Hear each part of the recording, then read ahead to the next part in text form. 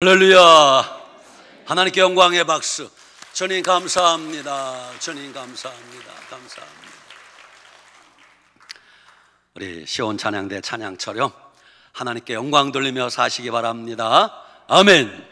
오늘 비가 내리고 있습니다. 비가 내리면 여러분 운전하기도 좀 불편하고 교회 오시기가 조금 불편하셨을 텐데, 저는 주일날 비가 오면 너무너무 좋습니다. 왜냐하면 놀러 갈 분들이 놀러 못 가고 교회 많이 오시거든요. 그래서 오늘 많이 오셨어요. 여러분, 어쨌든 하나님이 예배드리는 우리 모두에게 하늘문 여시고 은혜 주실 줄 믿으시기 바랍니다. 아멘. 오늘 여러분에게 증거할 말씀의 제목은 주님은 딱 잘라서 읽어야 돼요. 시작. 주님, 앞으로 어떻게 살아야 합니까? 한 번 더. 시작. 주님, 앞으로 어떻게 살아야 합니까?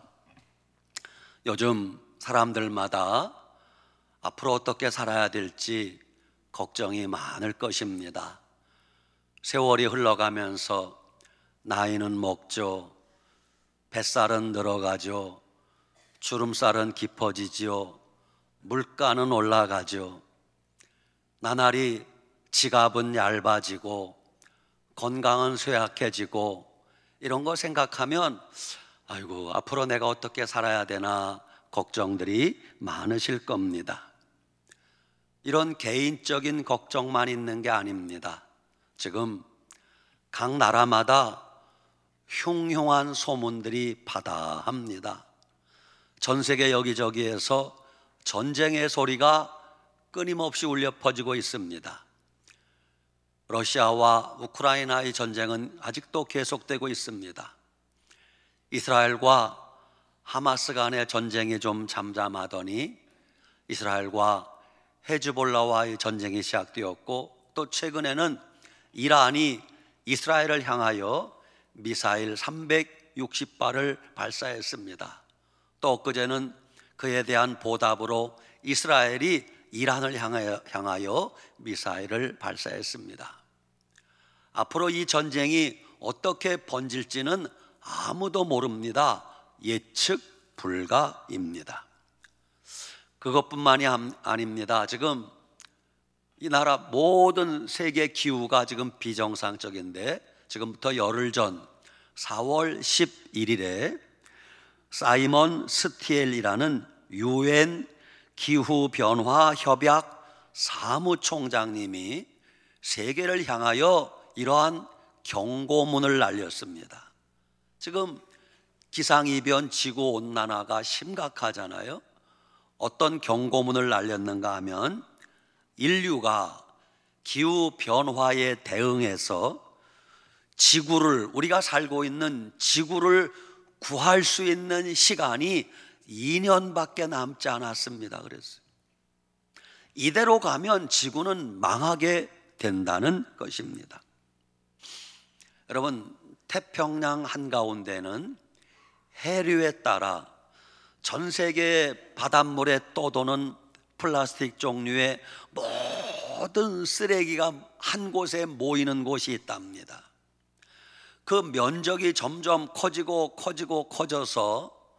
그 쓰레기 섬의 크기가 얼마 정도 큰가 하면, 여러분 좀 놀래주세요. 대한민국 전체 크기보다 20배가 크다. 그런 어마어마한 쓰레기만 모여있는 섬이 생겼다고 합니다.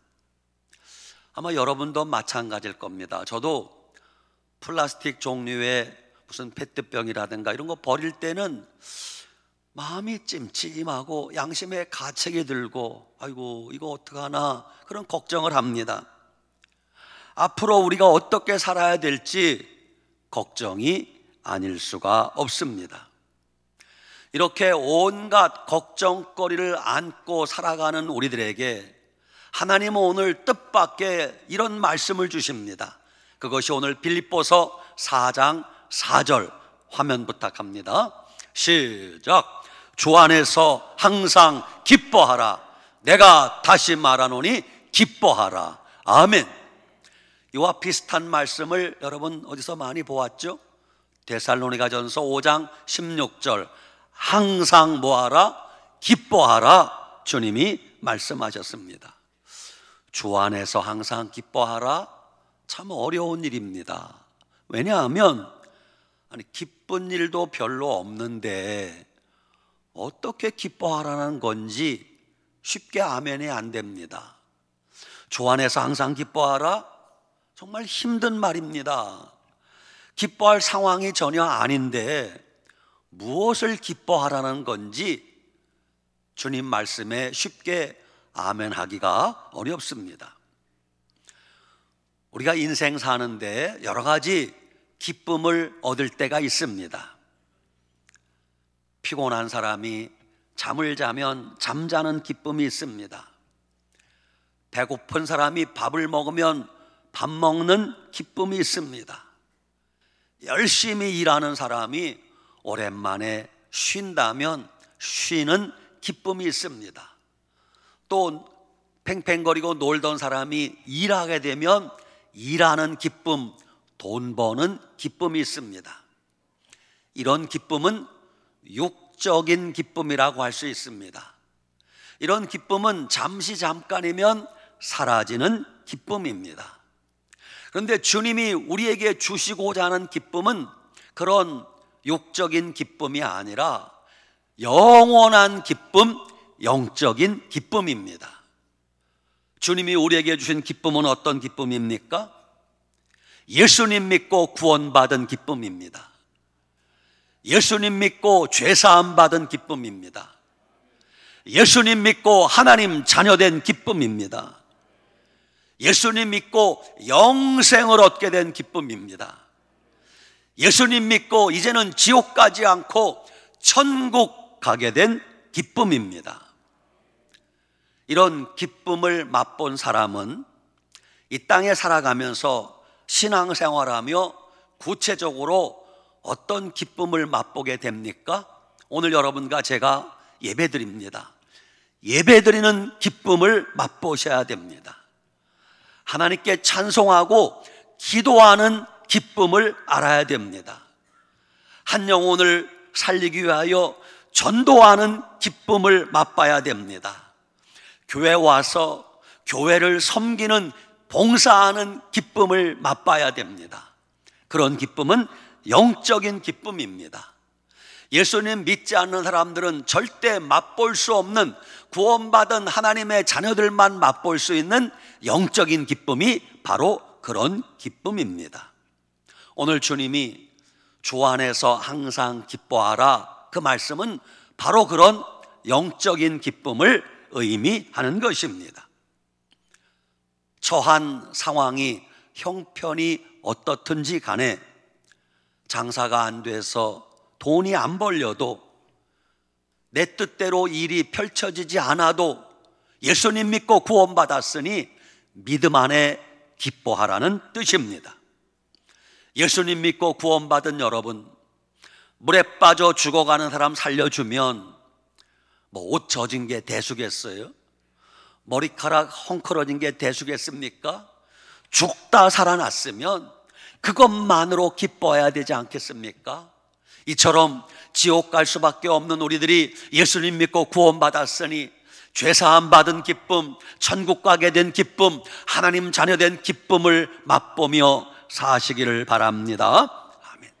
두 번째, 빌립보 4장 5절 화면 부탁합니다. 시작. 너희 관용을 모든 사람에게 알게 하라. 주께서 가까우시니라. 아멘. 너희 관용을, 너희의 너그러움을, 예수 믿는 여러분들의 여유로움을 세상 사람들에게 알게 하라는 것입니다. 여러분, 예수님 믿는 우리들은 예수님 믿지 않는 세상 사람들과는 똑같습니까? 어딘가 다릅니까? 다릅니다.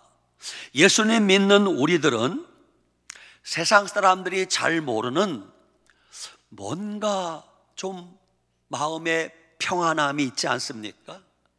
예수님 믿는 우리는 세상이 모르는 뭔가 기쁨이 있지 않습니까? 예수님 믿는 우리는 세상이 모르는 어떤 행복이 있지 않습니까? 세상 사람들은 그 원인을 모릅니다. 예수님 믿는 그들에게만 있는 여유로움, 평안함, 기쁨, 행복이 우리 안에 있다는 것입니다. 우리가 전도하려면 많은 전도 도구가 필요한데 전도지도 필요하잖아요. 여러분, 전도지 중에 최고 좋은 전도지가 뭔 줄 아십니까? 따라합시다. 내 얼굴이 전도지입니다. 내 얼굴이 전도지. 다른 건 뭐 볼 거 없어요. 여러분, 나를 보세요. 내 얼굴을 보세요. 하나님은 언제나 질문도 가르쳐 주시고 대답도 가르쳐 주십니다. 지금부터 제가 여러분에게 뭐라고 질문하면 이렇게 대답하시면 정답입니다. 뭐라고? 예수님 때문입니다. 이렇게 대답하시면 정답입니다. 예수님 믿지 않는 사람들이 여러분에게 이렇게 물을 때가 있어요. 뭐라고? 당신의 그 기쁨은 누구 때문입니까? 아멘. 당신의 그 평안함은 무엇 때문입니까? 당신이 누리는 그 행복은 누가 주신 겁니까? 아멘. 그렇습니다. 우리의 기쁨 주님 때문이고 우리의 평안함 주님 때문이고 우리의 행복 예수님이 주신 행복입니다. 세 번째, 빌립보 4장 6절 화면 부탁합니다. 시작. 아무것도 염려하지 말고 다만 모든 일에 기도와 간구로 너희 구할 것을 감사함으로 하나님께 아뢰라. 아멘. 주님이 아무것도 염려하지 말라 말씀하세요. 왜 염려하지 말라고 하실까요? 사실은 실제는 우리 마음속에 염려가 있어요, 없어요? 염려 있습니다. 많이 있습니다. 우리가 이 세상에 살아서 숨쉬고 있는 한 염려, 걱정은 떠나지 않습니다. 먹고 살 걱정, 자녀들에 대한 걱정, 내일에 대한 걱정, 그런 것이 없다면 거짓말일 것입니다. 특히 부모님들 자녀들 걱정 많이 합니다. 자녀들 걱정 한도 끝도 없어요. 자녀들 학교 다닐 때는 아이고, 이 녀석이 대학만 가면 원이 없겠다. 대학 보내놨어요. 아이고, 이놈이 대학 졸업하고 취직만 하면 원이 없겠다. 취직한다고 부모님 걱정 끝나는 거 아니에요. 아이고, 이놈들 빨리 짝지워서 시집 보내고 장가 보내야 될 텐데 그러면 내 걱정이 사라지겠지. 시집 장가 보낸다고 끝나지 않아요. 아이고, 저놈들 왜 이렇게 아기를 못 낳나. 빨리 아들 낳고 딸 낳아서 손자 손녀를 좀 보고 싶은데 손자 손녀만 낳았다고 끝난 게 아니에요. 또 몇 년 지나니까 사느니 못 사느니 하면서 또 친정으로 쫓겨오고 뭐 눈탱이가 밤탱이 돼서 오고 걱정이 끝나지가 않아요. 자식 걱정 죽을 때까지 계속됩니다. 여러분, 그런 염려 걱정거리가 있을지라도 하나님께 맡기고 아무것도 염려하지 말라고 주님이 말씀하는 거예요. 염려할 거리가 있어도 걱정거리가 있어도 우리가 주님을 바라보면 살 수 있습니다. 예전에 언젠가는 여러분 이렇게 생각할 때가 있었을 것입니다. 아유, 난 이제 죽었다. 난 이제 도무지 살 수가 없다. 예전에 한때 그런 생각 여러 번 했습니다. 난 이제 못 살겠다. 살 수가 없다. 근데 지금 생각해 보세요. 살아왔잖아요. 여러분, 살아있으면 살 수 있어요. 지난날 우리가 한때 그랬다니까요. 이제는 못 살 것 같은데, 죽을 것 같은데 지나고 보니까 다 지나왔어요. 사라진 것을 알 수 있습니다. 하나님은 마음의 염려, 걱정이 가득한 우리에게 주님이 내리시는 처방전은 아주 간단해요. 제가 선포하면 여러분이 아멘으로 이 주님의 말씀을 받아 먹읍시다. 염려하는 자에게 주님의 처방전입니다. 염려하지 말라. 두려워하는 자에게 주님의 처방전입니다. 두려워하지 말라. 걱정하는 자에게 주님의 처방전입니다. 걱정하지 말라. 낙심하는 자에게 주님의 처방전입니다. 낙심하지 말라. 슬퍼하는 자에게 주님의 처방전입니다. 슬퍼하지 말라. 하나님은요, 아주 간단하게 처방하는 것을 알 수 있습니다. 그렇습니다. 여러분, 믿음이 무엇인지를 잘 알아야 됩니다. 믿음은 눈에 보이는 어려운 현실을 바라보는 것이 아니라 보이지 않는 하나님을 바라보는 것, 그것이 믿음입니다. 믿음은 뉴스, 언론, 사람의 말에 귀 기울이는 게 아니라 하나님 말씀에 귀 기울이는 것, 그것이 믿음입니다. 믿음은 사람이 낸 온갖 통계 수치를 바라보며 낙심하는 것이 아니라 전능하신 하나님의 손을 바라보는 것, 그것이 믿음입니다. 요즘 뉴스에서, 정부에서 발표하는 통계 수치만 들여다보고 있으면 살고 싶은 마음이 없어요. 절망이다. 나라도 절망, 가정도 절망, 교회도 절망. 여러분, 믿음은 통계 수치에 매이는 것이 아니라 하나님을 바라보는 것이 믿음입니다. 히브리서 12장 2절, 믿음의 주요 또 온전케 하시는 이인 예수를 바라보자 그랬어요. 요한복음 14장 1절, 너희는 마음에 근심하지 말라. 하나님을 믿으니 또 나를 믿으라 그러셨어요. 베드로전서 5장 7절, 너희 염려를 다 주님께 맡기라 그러셨어요. 여러분, 우리 앞길에 사면초가 모든 것이 다 막혀 있어도 하나님에게는 항상 길이 열려 있음을 믿으시기 바랍니다. 도무지 살아갈 방법이 보이지 않아도 하나님에게는 언제나 기적 같은 방법이 있음을 믿으시기 바랍니다.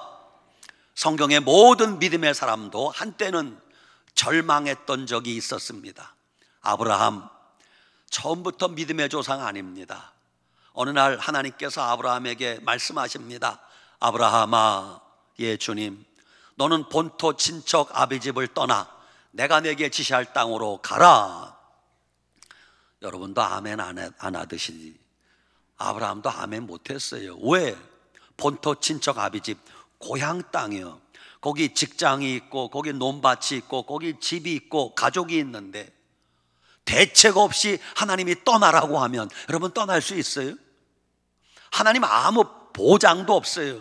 성경 보니까 아브라함이 갈 바를 알지 못하고 나갔으며 오직 신락 같은 하나님이 떠나라고 하는 그 말씀만 붙들고 나아갈 때 아브라함이 어쩌면 절망했을 거예요. 하나님, 날 죽이시려고 떠나라고 하십니까? 그러나 순종하고 나갔더니 하나님이 결국 때가 되매 아브라함을 믿음의 조상으로 만들지 않습니까? 야곱이 형 에서를 피해서, 왜? 형이 죽이려고 하니까 멀리 밧단 아람에 사는 외삼촌 집으로 야반도주합니다. 그때 야곱은 두 번 다시 고향에 돌아올 거라 생각하지 못했습니다. 그러나 때가 되매 하나님이 그 야곱을 다시 고향 가나안 땅으로 인도하사 12지파의 아버지로 만들지 않습니까? 요셉이 형들에게 죽임당할 뻔하다가 애굽의 종으로 팔려갈 때 요셉의 인생은 그때 끝났습니다. 누가 봐도 끝났습니다. 게다가 거기서 또 누명을 뒤집어 쓰고 감옥에 갈 때 끝난 인생 아닙니까? 호적에 빨간 줄이 올라갔단 말입니다. 그런데 요셉이 끝까지 하나님만 의지하고 하나님과 함께 했더니 하나님이 요셉의 인생을 13년 만에 애굽의 총리로 만들지 않습니까? 모세는 나이 40세까지 애굽 궁궐의 왕자로 살았어요. 호의호식하며 잘 먹고 잘 살았습니다. 그러다가 나이 40에 본의 아니게 살인자가 됩니다. 이제 들켰습니다. 붙들리면 죽는 거예요. 그래서 모세가 애굽 궁궐을 떠나 미디안 광야로 도망갑니다. 집도 없습니다. 아는 사람도 하나도 없습니다. 모세 인생은 거기서 끝장난 것 같았습니다. 그런데 하나님은 그런 모세를 광야에서, 미디안 광야에서 40년 동안 하나님만 바라보게 만듭니다. 하나님만 바라보게 만들고 기도하게 만들고 훈련시켜서 나이 80에 그를 민족의 지도자로 세우는 걸 보지 않습니까? 여러분, 성경에 나오는 모든 믿음의 사람도 우리와 똑같습니다. 한때는 인생 끝난 것 같았고 죽을 것 같았는데도 하나님이 때가 되며 연단하고 훈련하는 과정을 거쳐 그를 위대한 믿음의 사람으로 하나님이 만들어 가시는 것을 알 수 있습니다. 이스라엘 백성들 애굽에서 430년 종살이 했습니다. 우리는 일본에게 36년 압제를 당했는데 430년이면 그보다 11배, 12배가 커요. 이제는 미래에 대한 희망도 꿈도 아무것도 없을 때입니다. 그 백성들, 죽지 못해 사는 백성들, 무슨 희망이 있고 꿈이 있었겠습니까? 바로 그때 하나님이 일하기 시작합니다. 여러분, 그들이 애굽에서 나올 거라곤, 출애굽할 거라곤 아무도 상상하지 못했습니다. 이스라엘 백성들이 저녁마다 모여서, 자, 우리가 어떻게 하면 탈출할까? 우리가 어떻게 하면 애굽에서 벗어날 수 있을까? 회의했습니까? 회의한 적 없어요. 탁상공론 가지고 안 됩니다. 회의한다고 되는 게 아니에요. 인간의 잔머리 가지고 되는 게 아닙니다. 어느 날 갑자기 하나님께서 나타나셔서 애굽에 10가지 재앙을 퍼부으시고 이스라엘 백성들을 하나님의 능력으로 출애굽하게 만드신 것입니다. 백성들이 노력해서 되는 게 아니에요. 그 백성들이 홍해 앞에 가로놓여 있습니다. 어떻게 홍해를 가르고 건넜습니까? 백성들이 뭐 댐을 막아서 댐 공사했습니까? 교량을 놓고 다리를 놓았습니까? 아닙니다. 순전히 하나님의 능력으로 하나님이 동풍을 불게 하심에 그 홍해 바다가 기적같이 갈라지게 만들어서 하나님이 홍해 바다 한가운데로 맨 땅을 걸어가게 하신 것입니다. 누가 하셨어요? 하나님이. 이스라엘 백성들이 광야에서 40년 생활할 때 어떻게 먹고 살았습니까? 농사 지었습니까? 마트에서 뭐 사다 먹었습니까? 뭐 양치인 줄 아십니까? 아닙니다. 순전히 하나님의 능력으로 아침에는 만나를 내려 먹여주시고 저녁에는 메추라기를 내려 먹여주셔서 40년 동안 하나님의 은혜로 먹고 산 것입니다. 여러분, 모든 것은 하나님이 아시는 거예요. 열왕기하 19장에 보면 유다의 히스기야 왕 때 저 북방에 아수르 군대가 쳐내려와서 북왕국 사마리아를 멸망시키고 남왕국 유다의 예루살렘 성을 포위했습니다. 그때 아수르 군대가 18만 5천 명입니다. 여러분, 지금도 18만 5천 명이면 한 나라를 멸망시킬 수 있는 군대입니다. 예루살렘 성이 아무리 커도 코딱지만 합니다. 18만 5천 명이 포위하고 날마다 협박하고 조롱하고 으름장을 놓습니다. 야, 히스기야야, 항복하라. 목숨만은 살려주마. 뭐 너희 하나님이 너희를 구원할 줄 아냐? 없어. 우리 칼날 앞엔 하나님 없다. 막 모욕하고 조롱하는 거예요. 그날 밤에 히스기야가 백성들과 함께 하나님 앞에 기도하기 시작합니다. 하나님 살려주시옵소서. 저 하나님 없는 이방 백성들이 하나님을 조롱하나이다. 우리가 멸망당하게 되었나이다. 하나님 살려주시옵소서. 기도할 때 하나님이 들었어요, 안 들었어요? 들으셨어요. 그날 밤에 하나님이 천사들을 보내요. 18만 5천 명 군대 사이에 헤집고 다니기 시작합니다. 이튿날 되었습니다. 예루살렘 성을 포위하고 있는 아수르 군대가 쥐죽은 듯 조용한 거예요. 사람을 보내어 알아보니 세상에 18만 5천 명이 하룻밤새 다 죽었어요. 누가 죽게 했습니까? 하나님이. 총으로 칼로 된 것이 아니라 대포를 쏜 것도 아니고 하나님의 능력으로 18만 5천 명을 물리친 것입니다. 그 하나님은 지금도 살아계십니다. 그 하나님은 지금도 기적을 행하시는 분입니다. 그 하나님이 지금도 우리나라 대한민국을 지키고 계십니다. 그 하나님이 지금도 한국교회를 붙들고 계십니다. 그 하나님이 지금도 여러분 가정을, 여러분 자녀들을 지키고 계심을 믿으시기 바랍니다. 요즘 나라 위에 걱정하고 염려하는 분들 많은데 너무 걱정하지 마세요. 따라합시다. 대한민국은 하보우만의 나라입니다. 하보우만. 다시, 대한민국은 하보우만의 나라입니다. 하보우만 어렵지 않아요. 따라합시다. 하나님이 보호하사 우리나라 만세. 아멘. 여러분, 우리나라는 정치가 좀 서툴러도 괜찮아요. 경제가 좀 어려워도 괜찮아요. 교육이 조금 시시껄렁해도 괜찮아요. 하나님이 보호하시면 대한민국은 넘어지지 않을 것이에요. 주님 오시는 날까지 대한민국은 하나님 손에 붙들려 쓰임받는 제사장 국가, 위대한 나라가 될 줄 믿으시기 바랍니다. 하나님에게는 언제나 방법이 있어요. 하나님에게는 언제나 살 길이 있습니다. 낙심하지 말고 하나님을 의지하고 기도하면 하나님이 대한민국을 지키시고 여러분 가정과 자녀들, 한국교회를 지켜주실 줄 믿으시기 바랍니다. 아멘. 요즘 청년들이 인생을 어떻게 살아야 될지 낙심한다고 합니다. 낙심하는 청년들이 어떻게 살아야 됩니까? 전도서 12장 1절, 너는 청년의 때에 너의 창조주를 기억하라 말씀하세요. 청년들 기억하세요. 창조주 하나님을 기억하고 믿음으로 살면 멋진 인생 살 수 있습니다. 부모 없는 고아들은 어떻게 살아야 됩니까? 시편 68편 5절, 그의 거룩한 처소에 계신 하나님은 고아의 아버지시며. 여러분, 고아들 아버지 없다고 말하지 마세요. 하나님이 고아의 아버지이심을 믿으시기 바랍니다. 마음에 두려움이 가득하고 콩당콩당거리고 불안에 떠는 분들 어떻게 살아야 됩니까? 이사야 41장 10절, 두려워 말라, 내가 너와 함께함이니라. 놀라지 말라, 나는 내 하나님이 됨이니라. 내가 너를 굳세게 하리라. 참으로 너를 도와주리라. 참으로 나의 의로운 오른손으로 너를 붙들리라. 주님이 약속하셨어요. 마음에 슬픔이 가득한 분들 어떻게 해야 됩니까? 여러분, 이사야 57장 18절, 내가 그의 길을 보았은즉 고쳐줄 것이라. 그를 인도하며 그 슬퍼하는 자들에게 위로를 다시 얻게 하리라 약속하셨어요. 하나님은 슬퍼하는 자에게 위로를 주시는 하나님이신 걸 믿으시기 바랍니다.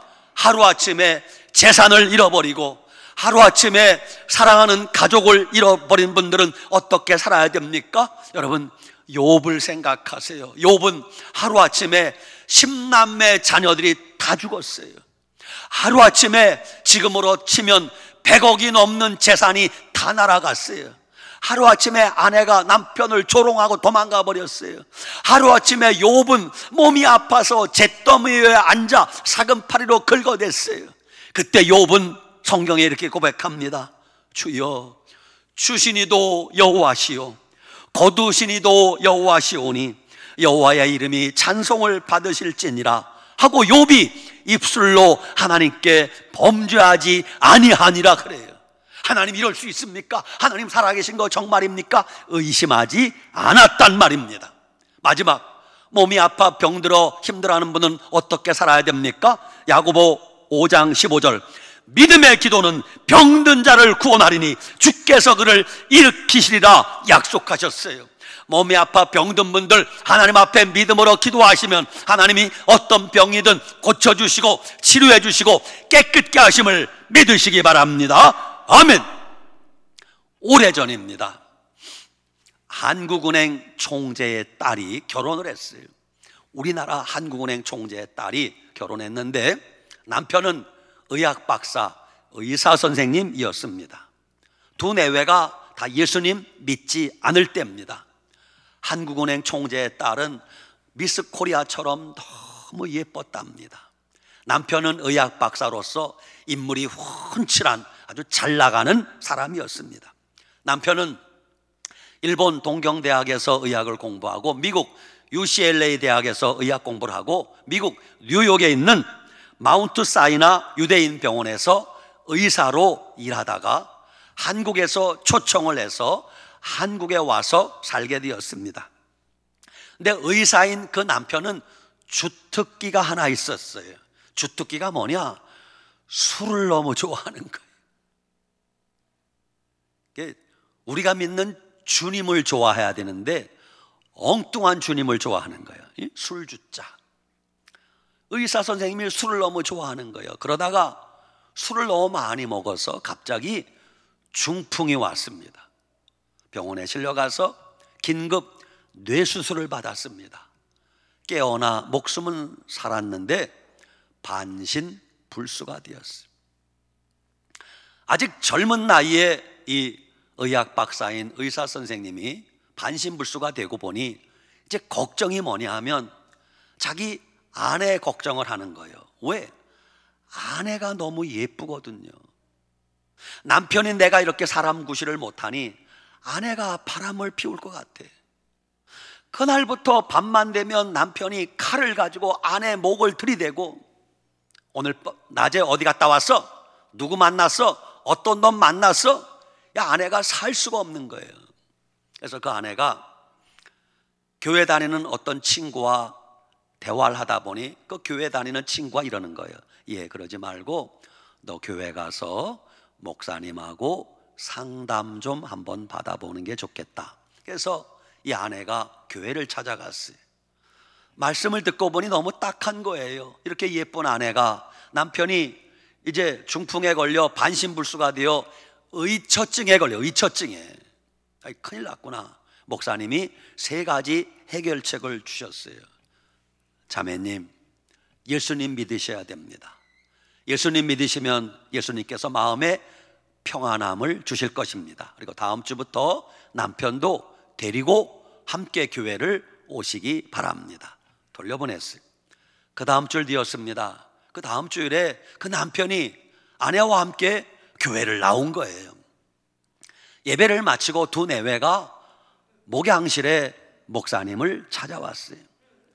그 남편이 목양실에 와서 대뜸 더듬거리지만 분명한 말로 이렇게 소리를 지르는 거야. 목사님한테 인사도 안 하고, 당신 말이야, 설교할 때 내 마누라 얼굴만 쳐다보면 죽여버릴 거야? 이러는 거예요.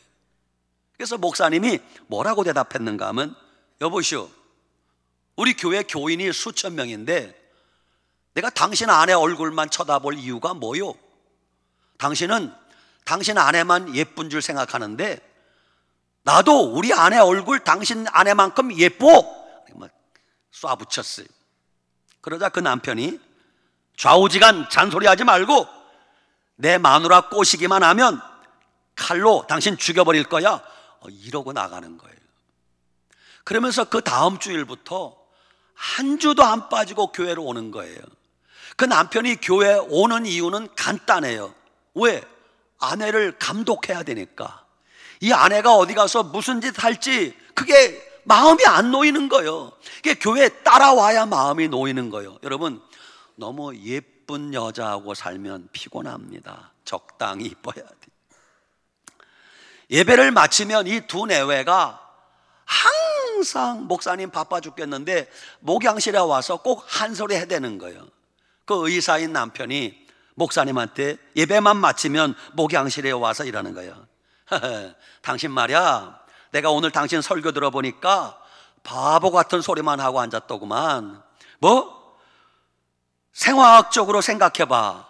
어떻게 처녀가 아기를 낳아? 뭐 예수님이 부활했다고?